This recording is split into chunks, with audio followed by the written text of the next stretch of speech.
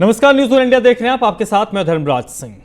उत्तर प्रदेश विधानसभा चुनाव के दूसरे चरण का प्रचार आज थम गया।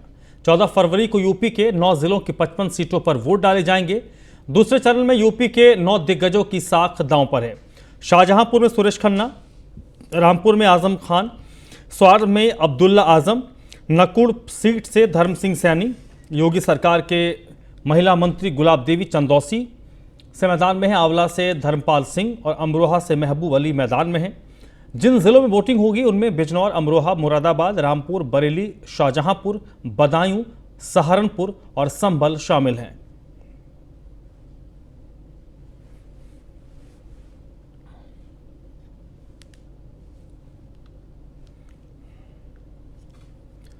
प्रधानमंत्री नरेंद्र मोदी ने आज कन्नौज में एक जनसभा को संबोधित किया। इस दौरान प्रधानमंत्री ने विपक्ष पर निशाना साधते हुए कहा कि पहले चरण के मतदान ने एक बात साफ किया है, 2 दिन से घोर परिवारवादियों को सपने दिखने बंद हो गए हैं, उनकी नींद हराम हो गई है। वो लोग सोच रहे थे कि जातिवाद फैलाकर वोट बांट देंगे, लेकिन यूपी के लोग माफियावादियों और दंगावादियों के खिलाफ एकजुट होकर वोट कर रहे हैं। ये एकजुटता कानून व्यवस्था, महिलाओं की सुरक्षा के पक्ष में है। इसी तरह आगे के चुनाव में भी एकजुट रहना है।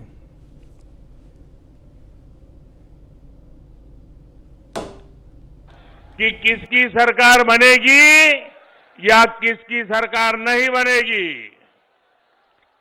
पूरा यूपी जानता है, पूरा देश जानता है कि आएगी तो भाजपा ही, आएंगे तो योगी ही। और पहले चरण के चुनाव ने ये पक्का कर दिया है कि आएगी तो भाजपा ही, आएंगे तो योगी ही। बस अब मुकाबला इस बात का है कि बीजेपी की जो पूर्ण बहुमत की सरकार बनेगी वो पहले से कितनी ज्यादा सीटें लेकर के बनेगी, इसका मुकाबला चल रहा है। और इस मुकाबले में भी आगे निकलना है, इसलिए भाजपा समर्थकों के लिए भी एक एक वोट की अहमियत है। योगी जी आज फ्रंट फुट पर जो मोर्चा संभाले हैं, तो उसके पीछे भी आपके एक एक वोट की ताकत है, आपके समर्थन की ताकत है। लखनऊ के सरोजिनी नगर विधानसभा से बीजेपी के प्रत्याशी राजेश्वर सिंह की बेटी राजलक्ष्मी ने चुनाव प्रचार की कमान संभाल ली है।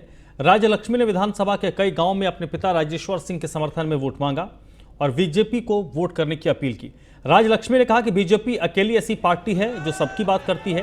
मोदी जी और योगी जी इस प्रदेश को एक ईमानदार सोच से आगे बढ़ा रहे हैं। राजलक्ष्मी ने कहा कि मेरे पिता हर किसी की मदद करते हैं। मेरे पिता के पास जो भी अपनी परेशानी लेकर आएगा उसका हल निकाला जाएगा। मेरे पिता तब तक विश्राम नहीं करेंगे जब तक समस्या का हल नहीं मिल जाता।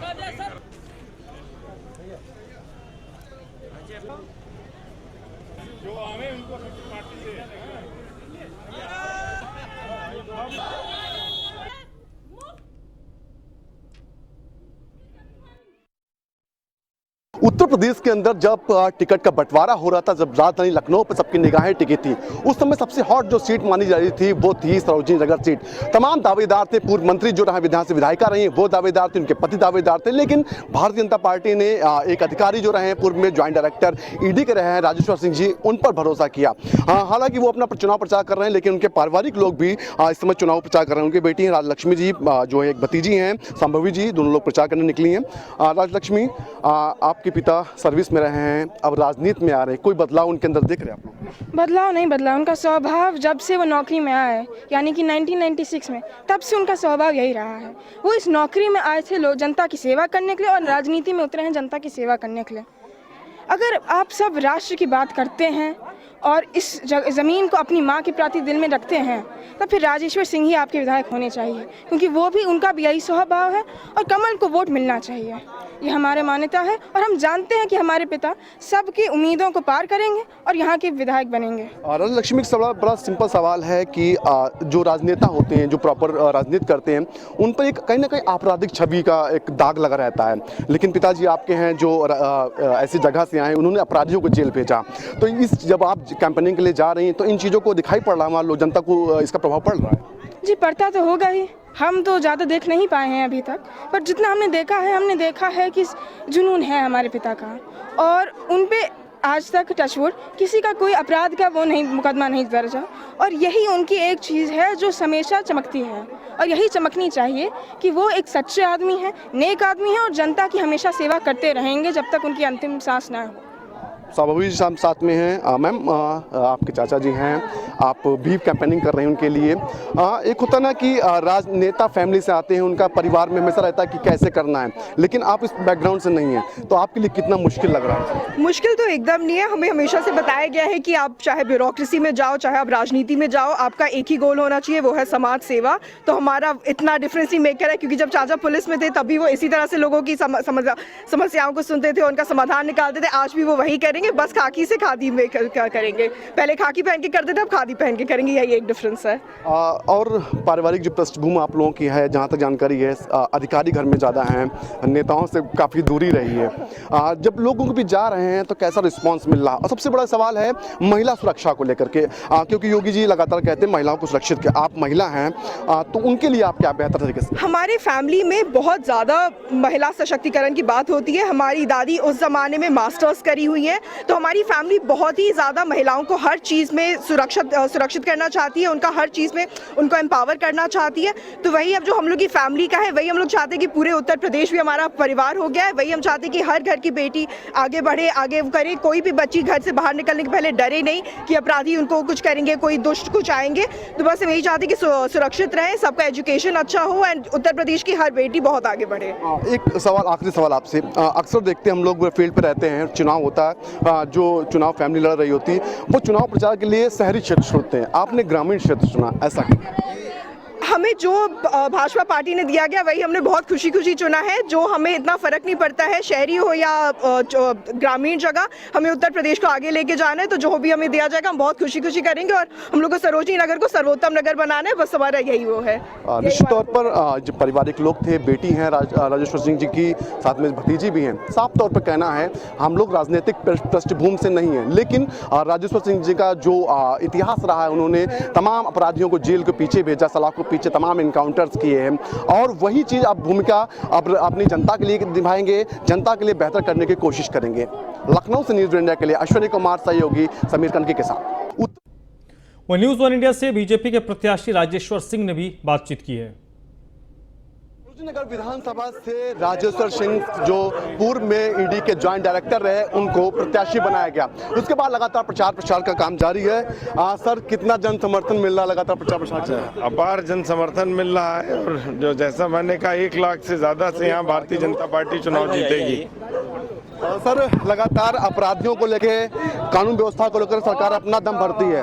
अगर बात करें समाजवादी पार्टी की, जो जेल हैं, जहां आजम खान की बात करें, उनके बेटे की बात करें, या मुख्तार अंसारी को किसी राष्ट्रीय पार्टी से टिकट दे रहे हैं, कैसे देखते हैं? बहुत खराब है। उत्तर प्रदेश की जनता के साथ ये अन्याय नहीं करना चाहिए। उत्तर प्रदेश की जनता विकास चाहती है, विनाश नहीं चाहती है।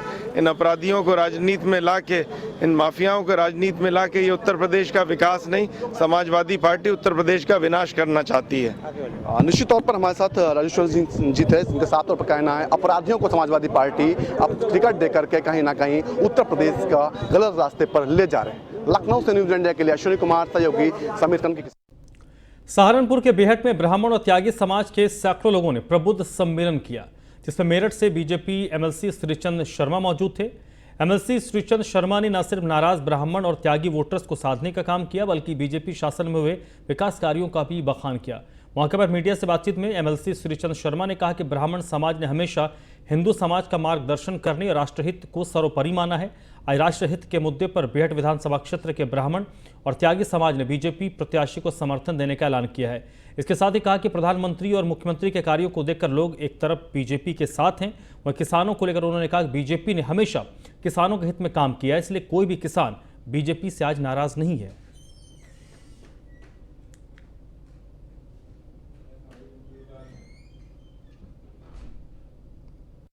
समूह सम्मेलन ने इसलिए किया गया है, हमारा समाज हमेशा राष्ट्रहित के लिए काम करता है और राष्ट्रहित को सोचते हुए हम सब लोग ने पूरी विधानसभा का ब्राह्मण और त्यागी इकट्ठा करके भाजपा के उसमें समर्थन देने का काम किया गया है। हमारा जो प्रबुद्ध वर्ग है वो हमेशा इस बात पर विचार करता है कि राष्ट्र के हित में और समाज के हित में व्यापकता में कौन कार्य कर रहा है, और उसको ध्यान में रखते हुए यही नहीं, आप सर्वे करके देख लें, हर विधानसभा पर 90 से 95% प्रबुद्ध वर्ग ने भारतीय जनता पार्टी के पक्ष में वोट किया है और आगे भी वही करने का संकल्प यहाँ भी हमारे सहारनपुर के सब मित्रों ने लिया है। उसी के लिए हम यहाँ आग्रह करने बात करने आए थे, तो हमारे सभी समाज के लोगों ने तय किया, क्योंकि राष्ट्र के हित में योगी जी और मोदी जी ने जो काम किया है वो कोई और कर नहीं सकता। चलिए बढ़ते आगे। उत्तर प्रदेश विधानसभा चुनाव प्रचार के अंतिम दिन गंगोह विधानसभा क्षेत्र से बसपा प्रत्याशी नुमान मसूद ने कई जनसभाओं को संबोधित किया।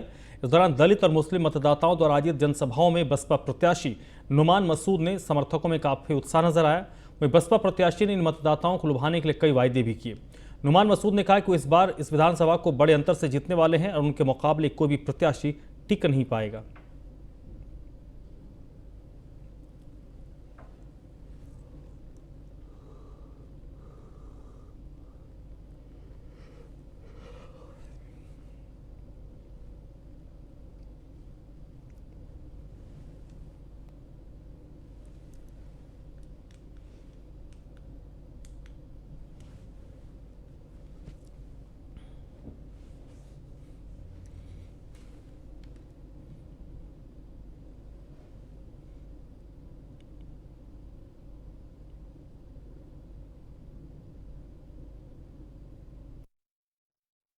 ये समाजवादी पार्टी का ना यहाँ कभी जादू चलाना चलेगा, और समाजवादी पार्टी का किसी का भी नहीं, यहाँ हमारा परिवार है। ये मतदाता नहीं है, बल्कि सब लोग यहाँ के मेरा परिवार है। मेरा मरना जीना सुख दुख के हम साथी हैं। ये बीएसपी ने गाजीपुर के जहूराबाद विधानसभा सीट से आखिरकार सैयदा शादा फातिमा को अपना प्रत्याशी घोषित किया है। इसकी घोषणा बीएसपी के राष्ट्रीय महामंत्री राज्यसभा सांसद डॉक्टर अशोक सिद्धार्थ ने कार्यालय पर कार्यकर्ताओं के सामने की। उन्होंने कहा कि वर्तमान हालात को देखते हुए पुराने प्रत्याशी बुझारत राजभर को पार्टी ने वापस ले लिया है। अब जहूराबाद विधानसभा में बीएसपी की पूर्व प्रत्याशी में समाजवादी पार्टी में मंत्री रही सैयदा शादा फातिमा होंगी। एक सवाल के जवाब उन्होंने कहा कि अफजाल अंसारी बीएसपी के सांसद है और निश्चित ही बीएसपी के प्रत्याशियों के लिए आगे आएंगे। वहीं सैयदा फातिमा ने बसपा की सदस्यता ग्रहण करने के बाद खुशी जाहिर करते हुए राष्ट्रीय महासचिव अशोक सिद्धार्थ के साथ बसपा सुप्रीमो मायावती का धन्यवाद किया है। उन्होंने ओम प्रकाश राजभर के दिए बयान पर आपत्ति दर्ज कराते हुए कहा है कि अब वक्त बताएगा कि कौन वोट कटवा है और कौन मूड़ी कटवा।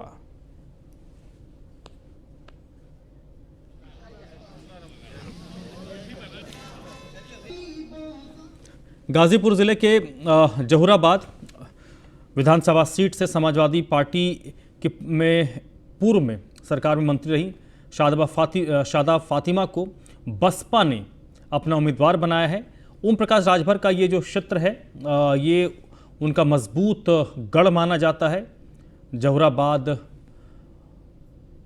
और उनके शामिल होने से बसपा को यहाँ पर फायदा मिल सकता है। और ओम प्रकाश राजभर ने कुछ दिनों पहले कहा था कि कई लोग वोट कटवा के तौर पर आते हैं, उस पर जरूर शादा फातिमा ने कड़ी टिप्पणी की है। मार्जिन अच्छा रहेगा और अभी वो कह रहे हैं कि मुझे भारतीय जनता पार्टी ने भेजा है। कभी तो कह रहे थे मैं वोट कटवा हूँ। अरे भाई हम वोट कटवाए हैं तो आपको परेशानी किस बात की है? क्यों परेशान हो रहे हैं आप आराम से रहिए। आप तो तय नहीं कर पाते हैं। जिस दिन से उन्होंने सुना 31 तारीख को उन्होंने यहाँ की अपने घोषणा की थी, क्योंकि वो अपनी पार्टी के राष्ट्रीय अध्यक्ष भी हैं, तो मैंने पहली तारीख को कहा और मैं आई भी कि मैं निर्दल प्रत्याशी के तौर पे चुनाव लड़ूंगी। बहुजन समाज पार्टी हर वर्कर को, हर जिम्मेदार व्यक्ति को जिम्मेदारी देती है और जहां उनकी ज़रूरत होती है वहां जिम्मेदारी देने का काम करती है। जब इस दौर का काम मतदान होगा तो निश्चित रूप से ऐसा कहा कि आपने पूछा कि वो समर्थन करेंगे नहीं करेंगे। बहुजन समाज पार्टी से सांसद चुन के गए हैं। बहुजन समाज के लोगों ने पूरी ताकत के साथ उनको जिताने का काम किया है। जब जिताने का काम किया तो वो भी बहुजन समाज पार्टी के लोगों को जिताने का काम करेंगे। मार्जिन अच्छा रहेगा। और पूर्व केंद्रीय मंत्री अशोक प्रधान जाटव दलित सम्मेलन को संबोधित करने पहुंचे, जिसमें सदर विधानसभा सीट के प्रत्याशी राजेश सिंघल के लिए दलित समाज से वोट मांगा। अशोक प्रधान से न्यूज़ 1 इंडिया के संवाददाता मुजम्मिल दानिश ने बातचीत भी की।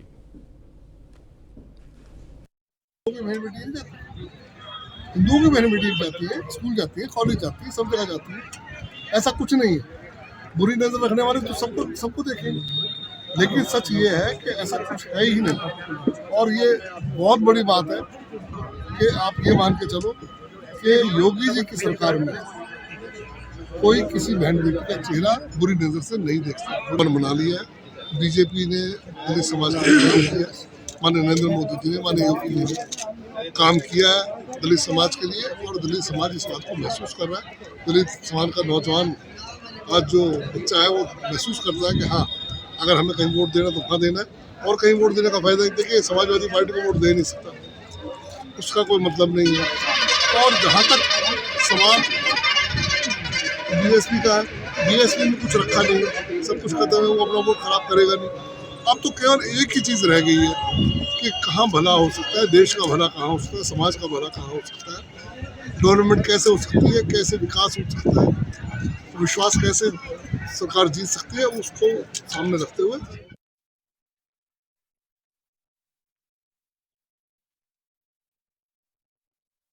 संभल में दलित सम्मेलन का आयोजन किया गया, जिसको पूर्व केंद्रीय मंत्री अशोक प्रधान ने संबोधित किया और स्थानीय प्रत्याशी के लिए उन्होंने वोट की अपील की।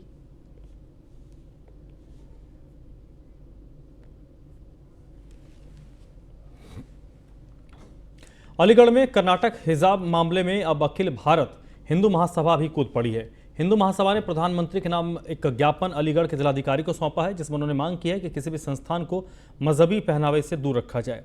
उसमें उन्होंने देश में समान नागरिक संहिता कानून बनाकर लागू करने की मांग की है। इस दौरान अखिल भारत हिंदू महासभा की राष्ट्रीय सचिव डॉक्टर पूजा शकुन पांडे उर्फ अन्नपूर्णा भारती के नेतृत्व में आज हिंदू महासभा के कार्यकर्ताओं ने ज्ञापन सौंपा है।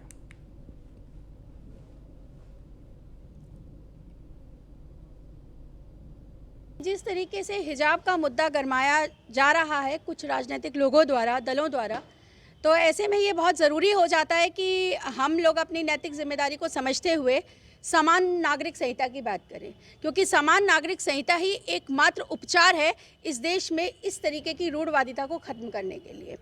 मुस्कान जो बच्ची है हमारे लिए बेटी ही है, लेकिन निश्चित तौर पर उसकी तालीम में कहीं ना कहीं कमी है। ये जो कुरान को गलत तरीके से प्रेजेंट कर रहे हैं हिजाब पहना, क्योंकि शिक्षण संस्थान जो हैं वो शैक्षिक समरसता का स्वरूप है। वो एक ऐसे पवित्र स्थान है जहाँ पर बच्चे को सिर्फ शिक्षा दी जाती है। जब शिक्षक जो है मैनिपुलेट नहीं करता, डिस्क्रिमिनेशन नहीं करता, डिफ्रेंसिएशन नहीं करता पढ़ाने में कि ये हिंदू है कि मुस्लिम है कि ये किस जाति का है, तो ऐसे में परिधान जो है वो भी अनुशासन का एक बहुत बड़ा हिस्सा है। और ऐसे में वो शिक्षण संस्थान ही तय करेगा कि वहाँ पर क्या परिधान होना चाहिए, और उसको सबको मान्य होना चाहिए, होना पड़ेगा। तो बहुत ज़रूरी है कि ये जो फैला रहे हैं गलत तरीके से काम करें, क्योंकि इनकी जो रूढ़वादिता है, भाई हमारे सनातन में सती प्रथा को, बलि प्रथा को जब बंद किया गया क्योंकि रूढ़वादी माने गए, गलत माने गए, तो ठीक इसी तरीके से इनको भी ये चीज़ सहजता से स्वीकार करनी चाहिए। और सेक्युलर कंट्री में यूनिफॉर्म सिविल कोड होना बहुत आवश्यक है, क्योंकि अगर जब तक यूनिफॉर्म सिविल कोड नहीं होगा तब तक उस देश को सेक्युलर कहना जो है ये सेक्युलर का अपमान होगा। जिस तरीके केंद्रीय राज्य मंत्री बीएल वर्मा से न्यूज़ 1 इंडिया के एसोसिएट एडिटर ब्रिजेश श्रीवास्तव ने बातचीत की है। उत्तर प्रदेश में सियासी रण अब अपने समाप्त पर आ रहा है। पहला चरण खत्म हो चुका है, दूसरा चरण भी आखिरी पड़ाव पर है। आखिर क्या तस्वीर है और किस तरह की सियासत इस वक्त देखने को मिल रही है, बात करने के लिए हमारे साथ मौजूद हैं केंद्रीय मंत्री बीएल वर्मा जी। सर, दूसरे चरण की अगर बात करें तो दूसरा चरण बहुत ही महत्वपूर्ण है, क्रूशल है बेहद ही। कहते हैं first impression the last impression. पहले तो सवाल ये कि पहला इंप्रेशन कैसा था आपका? देखिए, पहला इंप्रेशन मैं कह सकता हूं कि भाजपा के पूरी तरह से पक्ष में है और विरोधी दलों के लोग परेशान हैं, बौखला गए हैं, चेहरे नीचे आ गए हैं, तो मैं कह सकता हूं कि पहला चरण हमने जीत लिया है। अखिलेश यादव तो कह रहे हैं पहले चरण में ही बीजेपी का सुपड़ा साफ हो गया। अखिलेश यादव तो पता नहीं, वो 400 से ज़्यादा जीतने वाले हैं ना। ऐसे ही 2019 में बोलते थे कि हम 80 में 80 जीतेंगे, 5 पर रह गए थे। तो मुझे लगता है कि वो पहले अपना 2017 रिपीट कर लें, बहुत बड़ी बात है। लेकिन वो करें न करें, भाजपा 2017 रिपीट करेगी। सबसे बड़ी बात यह है कि जो दूसरा चरण है ये कई लिहाज से बेहद अहम है और खास करके बीएल वर्मा जी के लिए बेहद अहम है, क्योंकि यहाँ आपका स्थानीय क्षेत्र भी है, आपके ऊपर एक बड़ा दारोमदार भी है और 2017 से भी अगर कंपेयर करें तो पहले और दूसरे चरण में बीजेपी को कहीं दूसरे चरण में कुछ नुकसान हुआ था, तो इस बार उसका कंपनसेशन कैसे मीट आउट करेंगे? देखिए, दूसरे चरण में हमारा पहले भी रोहिलखंड क्षेत्र था और चूंकि 2017 में मैं ब्रज क्षेत्र का अध्यक्ष था और बरेली मंडल जो रोहिलखंड आता है, रोहिलखंड का भी अध्यक्ष रहा हूँ और बरेली मंडल में 25 सीट आती हैं। 25 सीटों में से हमने 23 सीटों पर भाजपा का कमल खिलाया था और अब हम कह सकते हैं कि 2 सीटें हमारी रह गई थी, सैसवान और जलालाबाद सैजापुर में। हम 25 की 25 पर भाजपा का परचम फहराने जा रहे हैं, इसलिए दूसरा चरण हमारा पहले से भी शानदार होने वाला है और जितने भी चरण हैं हम सभी चरणों में जीत करके 300 पार करके प्रचंड बहुमत की सरकार बनाएंगे। ऐसा सबसे बड़ी बात यह है कि जिस तरीके से विपक्ष ने वो समाजवादी पार्टी आरएलडी के साथ मिल रही है, महान दल यहां पर आपको ट्रैप कर रहा है, तो एक तरह से चौतरफा नाकेबंदी की जा रही है बीजेपी की। वो नाकेबंदी कितनी कामयाब होगी? देखिए, नाकेबंदी कितनी ही कर लें, 2017 में इन्होंने राहुल गांधी के साथ तस्वीरें खिंचवाई थी, 2 लड़कों की जोड़ी कमाल करेगी, लेकिन चुनाव हारने के बाद 2 लड़कों की जोड़ी टूट गई। फिर सपा बसपा का गठबंधन हुआ, बुआ भतीजे एक हो गए। तब अखिलेश बोलते थे कि 80 की 80 जीतेंगे, वो आपने हसर देख लिया। भाजपा 64 सीटों पर कमल खिलाया और हम कह सकते हैं 2022 में जिस तरह के बेमेल विचारों के दलों से ये गठबंधन कर रहे हैं, केवल और केवल जिस तरह से 2019 में मोदी रोको मोदी रोको मोदी रोको वाला जो उन्होंने अभियान चलाया था, और इसमें भी ये यहाँ के ही दल नहीं, पता चला पश्चिम बंगाल से ममता बनर्जी को भी लेकर आ रहे हैं। हम कहते हैं अखिलेश जी पूरे देश के अंदर और भी आपको मिले उनको भी लेकर आ जाना, लेकिन भाजपा को आप रोक नहीं पाओगे। भाजपा फिर से 300 पार करके प्रचंड बहुमत की सरकार बनाएगी। सर, सबसे बड़ी बात यह है कि अगर एक्चुअलिटी में आइए तो कहीं ना कहीं आपको लगता है कि कुछ चिंता की बात तो है, क्योंकि जिस तरीके से एंटी इनकम्बेंसी भले उस लेवल पे ना हो, लेकिन बहुत सारे साइलेंट वोटर ऐसे हैं जो इस बार ट्विस्ट हो सकते हैं, जो तमाम आंकड़े तमाम समीकरण भी बता रहे हैं, तो उसको कैसे जो है आप लोग क्या स्ट्रेटजी अपना रहे हैं? आपने बिल्कुल सही कहा कि साइलेंट वोट क्या कर सकता है। हम कह सकते हैं कि 2017 में जो साइलेंट वोट हमको मिला था उससे बड़ी संख्या में साइलेंट वोट हमको मिलने वाला है। इसलिए मिलने वाला है कि साइलेंट वोट 3 तलाक को लेकर के जो मुस्लिम महिलाएं परेशान होती थीं उनको आज़ादी देने का काम माननीय मोदी जी ने किया है, भारत सरकार ने किया है। दूसरा, जो हमने गरीबों के लिए बिना किसी भेदभाव के, ये नहीं कि भाजपा के समर्थकों के लिए, चाहे वो भारत सरकार की योजना कल्याणकारी योजनाएं हो, चाहे उत्तर प्रदेश सरकार की कल्याणकारी योजनाएं हो, सबका सीधा सीधा लाभ हमने बिना भेदभाव के हमने दिया है और भ्रष्टाचार को खत्म करके दिया है। अगर मैं कहूं कि कांग्रेस के समय में जो भ्रष्टाचार होता था उस भ्रष्टाचार को हमने रोका है और डीबीटी के माध्यम से लाभार्थियों को सीधा पैसा हम देते हैं, सीधा देते हैं। और इतना ही नहीं, बीएल वर्मा साहब, आपके पास गिनाने के लिए उपलब्धियों की एक लंबी फहरिस्त है, लेकिन इसके बावजूद जब चुनाव आता है तो कहीं जिन्ना आ जाता है, कहीं हिजाब आ जाता है, कहीं 80-20 आ जाता है। जब आपके पास गिनाने के लिए इतना कुछ है तो फिर ये पोलराइजेशन की पॉलिटिक्स क्यों? देखिए, हम कभी भी शुरुआत नहीं करते, लेकिन शुरू वो करते हैं तो काउंटर तो हमको करना पड़ेगा। अगर वो पलायन की बात करेंगे तो पलायन की बात करेंगे, भैया पलायन तुम्हारे समय में होता होगा, हम पलायन नहीं होने देंगे। तो पलायन की बात करोगे तो पलायन कराने वालों का पलायन हम करा देंगे और पलायन कराने वाले पलायन कर रहे हैं।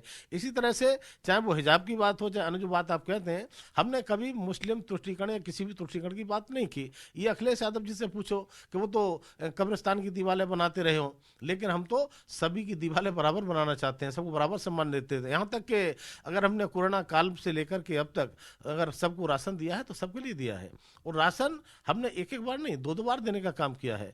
इतनी बड़ी कोरोना जैसी महामारी आने के बाद में भी हमने उत्तर प्रदेश ही नहीं पूरे देश की जनता को जिस तरह से राहत और तीसरी वेव को खत्म करने का काम किया है वो वैक्सीन से किया है। और वैक्सीन जिस तरह से फ्री वैक्सीन माननीय मोदी जी के नेतृत्व में दी गई है, हमारे वैज्ञानिकों ने वो वैक्सीन को बनाने का काम किया था। माना कि वो वैज्ञानिक वैक्सीन नहीं बनाते तब की स्थिति क्या होती। और जब फ्री वैक्सीन हम दे रहे हैं तब यही समाजवादी पार्टी के नेता अखिलेश यादव कहते हैं कि कोई वैक्सीन न लगवाए, यानी जनता को गलत दिशा देने का काम करते हैं कि वैक्सीन ये मोदी वैक्सीन है। बीएल वर्मा साहब, रामपुर का भी चुनाव यहाँ पर है, बेहद इंटरेस्टिंग है क्योंकि बीजेपी ने रामपुर के चुनाव को बहुत इंटरेस्टिंग बना दिया है। आजम खां का डर दिखा करके क्या आप लोग वोट हासिल करना चाहते हैं कि अगर आप चूक गए तो आजम खां आ जाएंगे, अगर आप चूक गए तो केरला बन जाएगा, बंगाल बन जाएगा, तो क्या लोगों को डर दिखा करके वोट हासिल करना चाहते हैं? नहीं, डर नहीं, ये डर पैदा किया है आजम खां ने। आज लोगों को लग रहा है कि हमें आजम खां से आज़ादी मिली है, तो हम डर नहीं दिखाए, डर तो उन्होंने पैदा किया है, हमने तो डर से मुक्त करने का काम किया है। और रामपुर में भी इस बार आपको लगेगा कि चमत्कारिक परिणाम वहाँ से मिलने वाले हैं। सबसे बड़ी बात यह है कि इन तमाम मुद्दों के बीच में पिछली बार 35 सीटें आपने इस चरण में हासिल की थी, इस बार आप अपने आप को कहाँ खड़ा पाते हैं, कितनी उम्मीद लगा के बैठे हैं? देखिए, इस बार मैंने कहा ना, दोनों सरकारों ने जैसे हमारा काम किया है, और जो साइलेंट वोटर हमको जितना वोट करेगा, जो किसान सम्मान निधि हमने देने का काम किया है, किसानों की आय को दोगुना करने का काम किया है, इससे हमारे लिए जो दिखाई पड़ता है उससे भी ज़्यादा साइलेंट वोट हमारी तरफ आएगा। और माननीय प्रधानमंत्री मोदी जी के हाथों को मजबूत करने के लिए और उत्तर प्रदेश में सरकार बनाने के लिए पूरी तरह से जनता हमारे साथ। आपने किसानों का जिक्र किया, लखीमपुर एक अपने आप में किसानों को लेकर के ये कहा जा रहा है कि अभी भी जबरदस्त नाराजगी, और खास करके ऐसे वक्त में दूसरे चरण से पहले आशीष मिश्रा की जमानत हो गई। अखिलेश यादव सवाल खड़ा करते हैं कि आजम खां जेल में है और आशीष मिश्रा बाहर है। अब ये कानून व्यवस्था के बारे में मैं नहीं बोल सकता, वो बोल सकते हैं। ये जाकर के बात करना है तो उस सिस्टम से बात करें। मैं चूंकि न्यायालय का और न्याय की चीज़ों का सम्मान करता हूं, उसमें मुझे कुछ नहीं कहना। अच्छा, वो आजम खां को विक्टिम साबित करना चाहते हैं कि वो विक्टिम है और आप उन्हें कल्प्रिट साबित करना चाहते हैं। ये लड़ाई किस मुकाम पर पहुंचेगी?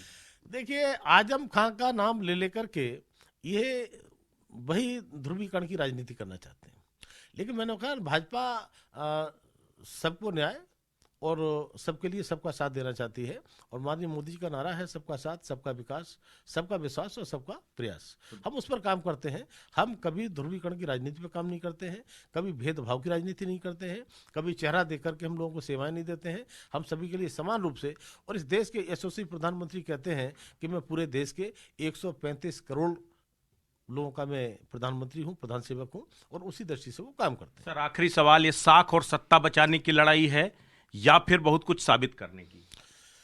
देखिए, मैंने कहा कि साख और सत्ता बचाने की बात ही नहीं है। भाजपा के सामने ना साख जो है सरकार की चिंता है, ना कोई किसी प्रकार की चिंता है। हम चूंकि 300 पार करके प्रचंड बहुमत की सरकार बनाने जा रहे हैं, और 10 मार्च को आपको दिखाई पड़ेगा कि भाजपा ने पहले जो कहा था, हमने कहा था 265, लेकिन जनता ने हमको 300 से ऊपर देने का काम किया था। इस बार हम 300 पार की बात कर रहे हैं, तो 300 पार माने 301 से लेकर के 399 तक हो सकती हैं। हमने 400 से पार की बात नहीं की है, इसलिए 300 पार करके, और हम निश्चित रूप से प्रचंड बहुमत की सरकार। आत्मविश्वास तो नहीं है? नहीं, आत्मविश्वास है, अति आत्मविश्वास नहीं है। बहुत बहुत शुक्रिया। तो बिल्कुल ये थे बीएल वर्मा साहब, जिन्होंने साफ तौर पर कहा कि विपक्षी जितना चाहें हमला कर लें, लेकिन हकीकत यह है कि हमने काम किया है और अपने काम के दम पर हम एक बार फिर सत्ता पर काबिज होंगे। वीडियो जर्नलिस्ट अवनीश पवार के साथ ब्रजेश श्रीवास्तव। इस बुलेटिन में फिलहाल इतना ही।